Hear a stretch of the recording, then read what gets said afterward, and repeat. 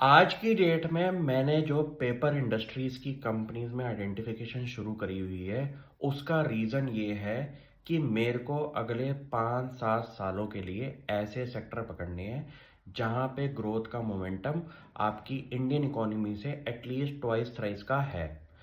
इसी स्टोरी पे मैंने एक कंपनी आइडेंटिफाई करी है, क्वांटम पेपर। कंपनी के बिजनेस के अंदर कुछ नंबर्स आप नोटिस करिए। 9 मंथ्स के अंदर एबिटा मार्जिन 29% का, पैट मार्जिन 16% का।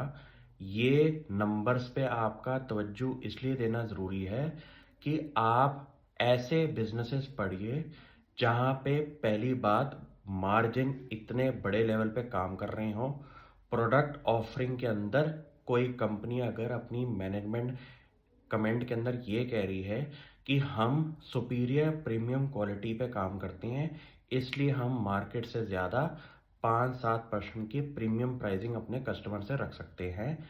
ये स्टेटमेंट की वजह से मेरी इस कंपनी पे नज़र गई और कंपनी ने अपने एक्सपेंशन प्लान में ये बोला है कि अगले कुछ टाइम पीरियड के अंदर जहाँ पे कंपनी की प्रोडक्शन कैपेसिटी 50% से इंक्रीज हो जाएगी, वहाँ पे कंपनी ने अपना एक केपेक्स अनाउंस किया है 700 करोड़ से ऊपर का।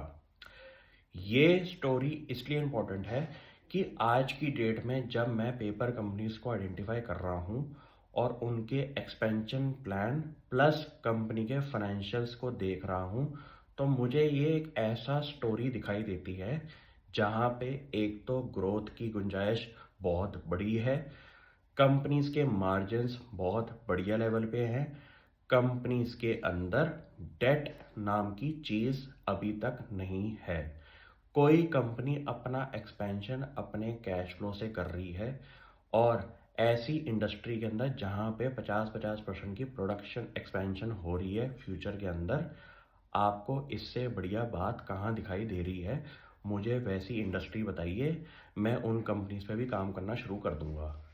रीजन बीइंग, पेपर थीम के अंदर आपको ऐसे नाम पकड़ने हैं जैसे कि सिमिलर स्टोरी आपने आईटी इंडस्ट्री के अंदर देखी थी कि इंडिया के अंदर 15-20 साल पहले जहाँ पे लिस्टिंग शुरू हुई थी आपकी टीसीएस, इन्फोसिस, एचसीएल, विप्रो, ये कंपनीज ने पूरी की पूरी ट्रेन ने आपको आउट परफॉर्मेंस दी थी आने वाले फ्यूचर के अंदर।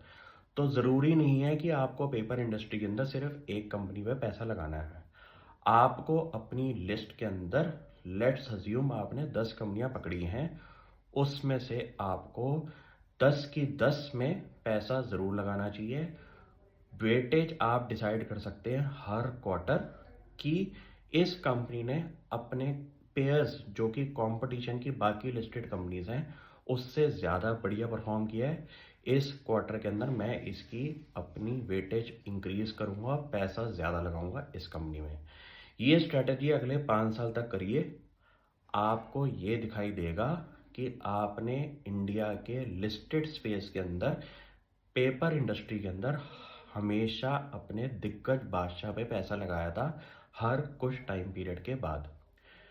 ऐसा करने से आपका जो वेटेज होगा पोर्टफोलियो का, वो आप कह सकते हैं कि 2-3% की वेटेज आप दे सकते हैं। उस 2-3% की वेटेज के अंदर 10 कंपनीज में से 30-40% सिर्फ टॉप की 3 कंपनीज में आप दीजिए।